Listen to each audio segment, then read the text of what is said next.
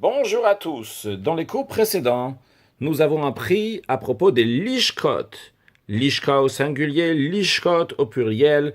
Il y en avait 4 dans la Hazara. Dans la Hazara, dans le parvis qui s'appelle la Hazara chitzonit, donc le parvis extérieur. Nous avons vu plusieurs détails à leur sujet de manière générale. Donc on a appris particulièrement celle-là, celle qui est de ce côté-là, donc qui fait de 100 coudées de longueur et 50 coudées de largeur. À rappeler qu'une coudée c'est environ 48 cm, donc un demi-mètre pour voir, pour s'imaginer.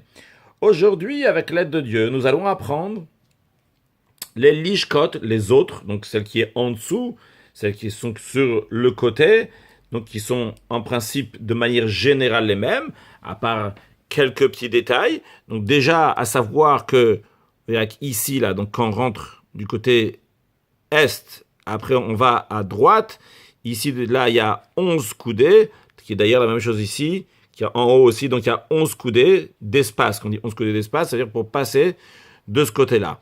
Donc quand on rentre ici, ça c'est la Hazara Pnimit, la Hazara intérieure.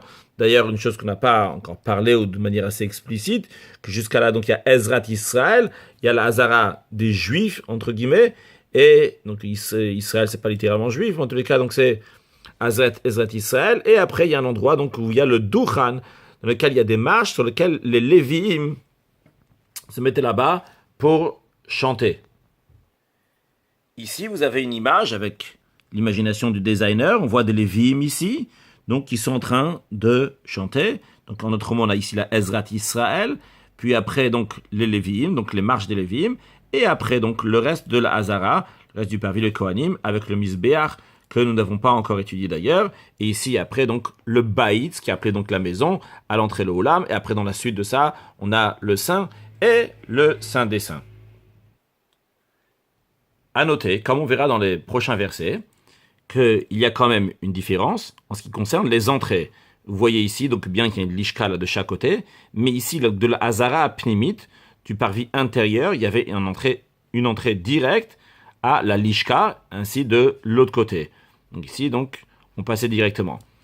Tout simplement, comme on verra dans les versets, ici, cette loge, et ainsi donc celle qui était de l'autre côté, était à la suite, donc était au même niveau, donc sur les 100 coudées, donc dans ce qu'on appelle le baït, ce qu'on a vu tout à l'heure, donc le baït donc, du haut, ce qui donne ça aussi c'est la même chose, mais juste pour une imagination, de là, donc on a jusqu'à là, de là on a 100, donc ça aussi, il y a 100, c'est pile en face, tandis que ici, les 100 ne sont pas pile en face. D'ailleurs, c'est logique que c'est pas pile en face, comme on avait déjà appris que de l'entrée jusqu'à là, il y avait 100 coudées, et ça aussi, ça fait 100 coudées. Donc, c'est simple, si ces 100 coudées-là, allaient de là, pile jusqu'à la Hazara Pnimit, donc en autre mot, que ce serait les mêmes mesures que la Hazara Chitzona, ça serait bloqué à droite et à gauche. On n'aurait pas pu passer, vu que de là jusqu'à là, il y a 100. Donc, si tu mets toute la lishka de là jusqu'à là, et de là jusqu'à là, et tu peux plus passer ni à droite, ni à gauche. Donc, ils étaient plus avancés. On a dit tout à l'heure qu'ici, il y avait 111 coudées, ici, il y avait 11 coudées, donc 11 et 11. Donc, il en résulte que sur la Hazara Pnimit, sur les murs de la Hazara Pnimit, il y avait 11 coudées, et ici aussi, il y avait 11 coudées. D'où ce qu'on voit ici, donc, ce passage-là qui se faisait, donc avec une ouverture qui se faisait de la Hazara Pnimit du parvis intérieur à cette lishka-là, donc avec ces 11 coudées. À noter, à rappeler, que les 4 lishkot étaient sur le même niveau que la Hazara Pnimit. Car dans le Beth Amikdash, constamment, on montait. On montait. D'ailleurs, si on veut prendre donc étape par étape comment on montait, on va prendre, nous, on va descendre, ça sera plus facile par rapport aux images qu'il y a ici. On est ici dans le Saint des Saints, c'est-à-dire le niveau le plus haut qu'il y a dans le Beth Amikdash. Ici, donc, c'est la pierre, puisque la pierre, la Even Ashti, elle était était un peu plus haut que le parterre. Puis après, on continue donc dans le Oulam, c'est-à-dire on descend tout ça, et ici, là, devant, il y a des marches qu'on voit aussi ici. Donc après, donc, quand on arrive ici dans Hazara Pnimit, on est encore plus bas. Puis après, ici, il y a des marches. Ici aussi, il y a des marches. Donc c'est-à-dire qu'on descend encore, ici encore on descend. Par contre, ici, là, là et là, ça, c'est au même niveau. Et d'ailleurs, après, ici, là, donc on descend ici, et de là aussi, on descend. D'ailleurs, comme on l'avait appris avant, que d'après Rashi, le commentaire de Rashi, ici, il y avait 12 marches. Tandis que là, il y avait 7 marches, ou 8, peut-être j'ai oublié, mais c'est 7.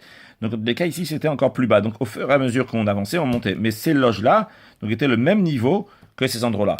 Encore une chose, c'est que on verra que les lishkot, donc les loges, étaient exactement de la même mesure. Tous étaient les mêmes. À part que, d'après le commentaire qu'on a dans ce livre-là, ce livre ici, et comme on avait déjà fait la remarque dans les cours précédents, que les lishkot elionot, donc les loges qui étaient là-haut, donc ces deux-là, et lishkot tartonot, les loges qui étaient en bas, n'étaient pas exactement les mêmes, parce que d'après l'explication qu'il y a ici, sur cela il y avait les atikim, tandis qu'ici il n'y avait pas les atikim, bien qu'on verra plus tard dans le verset qui disent que tout était la même chose, mais il explique donc que les atikim, donc cette partie-là qu'on avait déjà appris dans les cours précédents, se trouvait uniquement dans les lishkot elionot, dans les loges en haut, et non pas dans les loges qu'il y a en bas. Donc voyons ce qu'on a dit sur le texte. Donc commençons, on s'était arrêté à verset chet, on avait déjà étudié, donc maintenant on a un perek, membet, pasuk, tet, chapitre 42, verset 9. Donc le verset nous dit, n'oublions pas, c'est le prophète Yecheskel qui est avec l'ange, qui est en train de lui faire une visite prophétique dans le 3e temple. Alors, umitachat haleshachot ha'ele, sous ces loges. Alors, quand on dit sous ces loges, c'est-à-dire, il y a ces loges-là, alors, en dessous, c'est ceux qui sont ici, parce que comme on vient d'expliquer, que ici, c'est plus bas que là, donc ça s'appelle sous. Alors, hamevi mea kadim, donc celui qui vient du kadim, celui qui vient de l'est, c'est-à-dire celui qui rentre par l'est.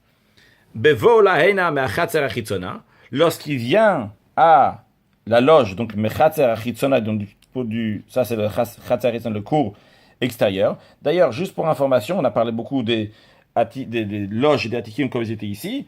Je suis content d'avoir trouvé hier, je remercie mon fils Schneur Zaman qui m'a amené ces images-là des loges. Donc on voit ici, comme ça c'est toujours bien de voir un autre designer.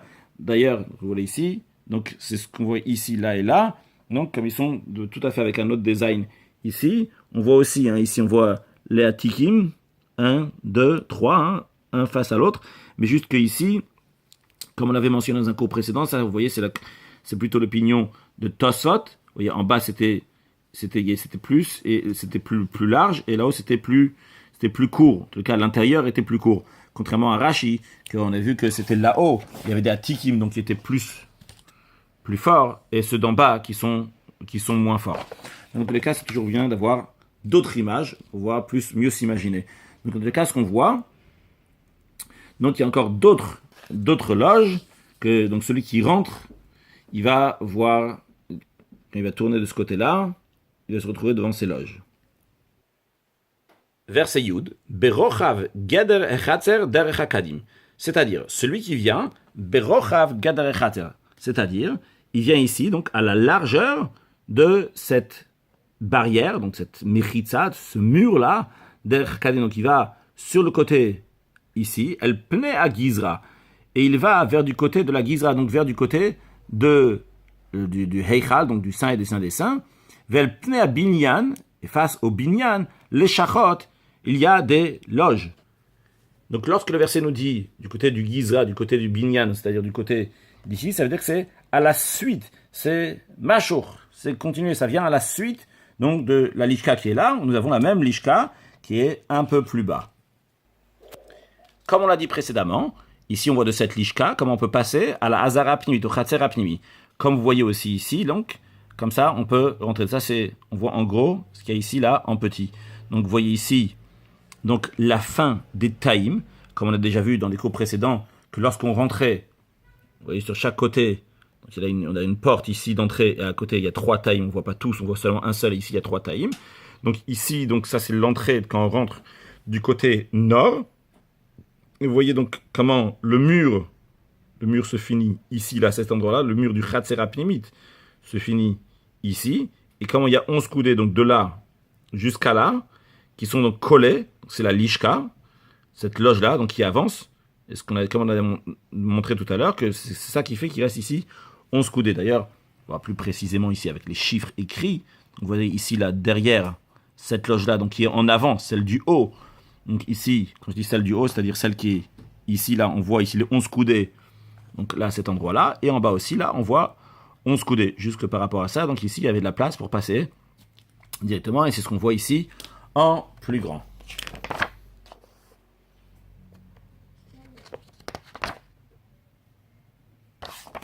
Verset Yudalef, verset 11.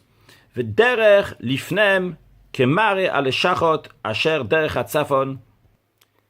Donc, devant ces loges-là, aussi devant ces loges donc d'ici, de la même manière qu'on avait vu avant, que de là jusqu'à là, il y a 50 coudées, eh bien, ke'orkan ken rorban, la même manière aussi ici.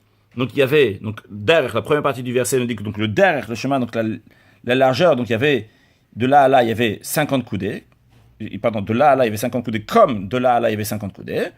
Encore une chose, on le dit, Ke'orkan ken rorban, comme la longueur et la largeur qu'il y a ici, la même chose ici, dans l'autre aussi, longueur et largeur. V'chol motzaen, uchmishpatem, uchpitrem, et tous les détails qu'on a dit avant, leur loi, leur porte, tout est la même chose, donc aussi bien en haut que en bas. Bien, encore une fois, que d'après ce livre-là, là, une différence entre les lishkot qui étaient là-haut et en bas, parce que c'est la tikim, comme il prouve que la tikim ne fait pas partie exactement des leshachot.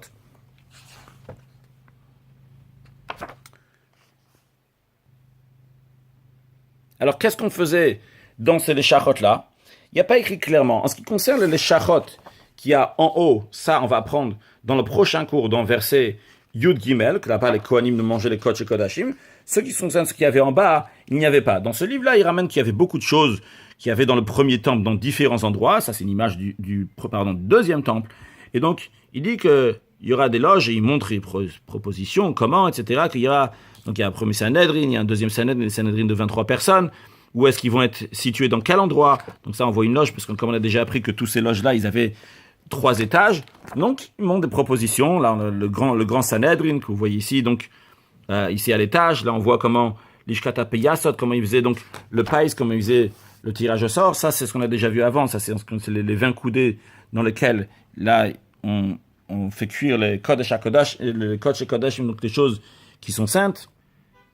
Il y a aussi des loges dans lesquelles on préparait donc le Minchat Chinur, donc les certaines oblations qui concernaient les Kohanim. Ça, on voit de l'extérieur, comment on pouvait monter à l'intérieur. On voit aussi donc comment les Kohanim donc préparaient le Lechem HaPanim, tout ce qui était lié avec le pain, donc comment ils faisaient des choses avec le pain. Ici, en plus de ce qu'on a vu avant, en plus grand, ici on voit aussi donc une loge pour le Kohen Ediot, pour le Kohen ordinaire. Ici, on voit donc comment ils font un Israël, Minchat Israël, donc l'oblation d'Israël, comment ils le font. Alors ça, c'est déjà avait été dans les Oulamot. Dans les Oulamot, on avait déjà appris avant que lorsqu'on rentrait dans la Zarapimite, ici, à cet endroit-là, cet endroit-là, cet endroit-là et cet endroit-là, donc ce que vous voyez ici, là, dans le mur, c'était creusé à l'intérieur des Oulamot. En vérité, il y en avait 6. Là, on voit ici 1, 2, 3, 4, 5, 6. Donc, il n'y a pas écrit qu'est-ce qu'on faisait là-bas à l'intérieur. Donc, il propose que c'était comme on voit ici. On les avait vus auparavant dans une image, les Oulamot.